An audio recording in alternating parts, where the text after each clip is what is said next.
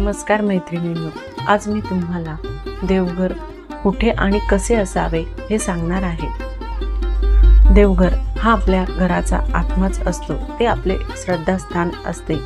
देवघर हे घराच्या ईशान्य कोपऱ्याला असावे।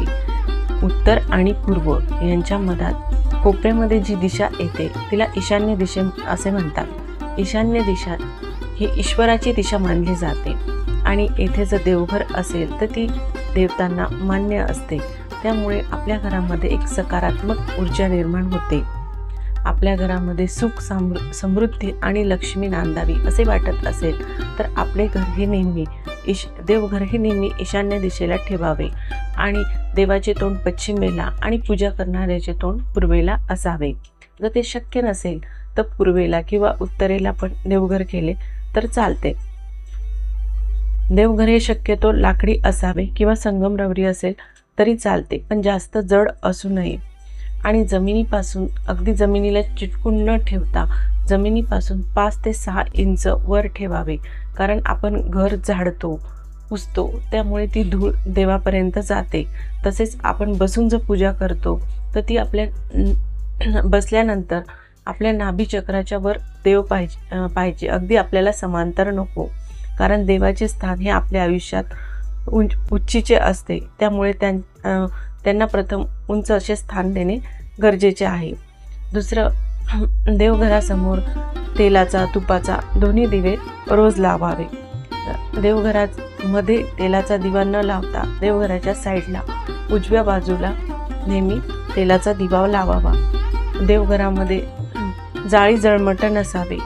तसेच देवघराला कळस पण नसावा, कारण कळस हा मंदिरांमध्ये असतो, देवघरामध्ये नसतो। देवघराच्या समोर तिजोरी नसावी। देवघराच्या खालील कप्प्यामध्ये किंवा देवाच्या खाली पैसे, कागदपत्रे, कोर्ट कचेऱ्याची कागदे ठेवू नये। देवघरासमोर रोज छान छोटीशी रांगोळी काढावी। देवांना बसण्यासाठी देवघरामध्ये आसन असावे, ते शक्यतो लाल रंगाचे असावे।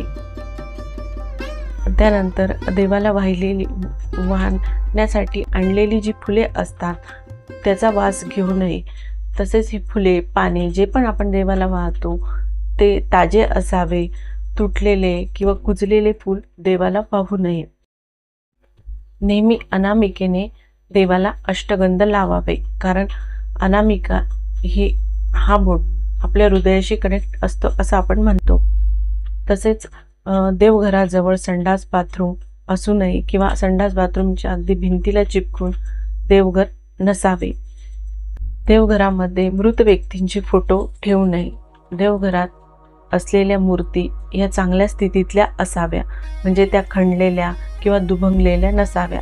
तसे जर असेल तर त्या मूर्तीला दही भाताचा आणि एका फळाचा नैवेद्य अर्पण करून ती मूर्ती तुम्ही वाहत्या पाण्यात विसर्जित करू शकता।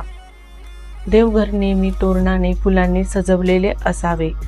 तिथे स्वच्छता असावी आणि शक्यतो झाल्यास रोज देवाची पूजा करणे गरजेचे आहे आणि शक्य नसेल त्या दिवशी दिवा लावून अगरबत्ती लावून नमस्कार करावा।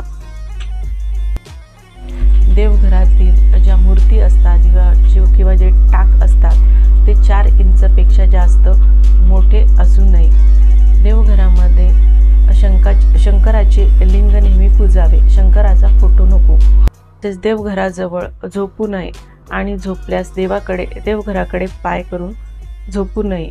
अशा प्रकारे आपल्या घरातील देवघर असावे।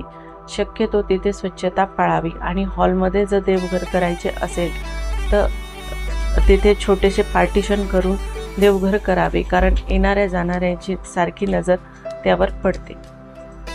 देवघराला शक्यतो रात्री पडदा लावून ठेवावा।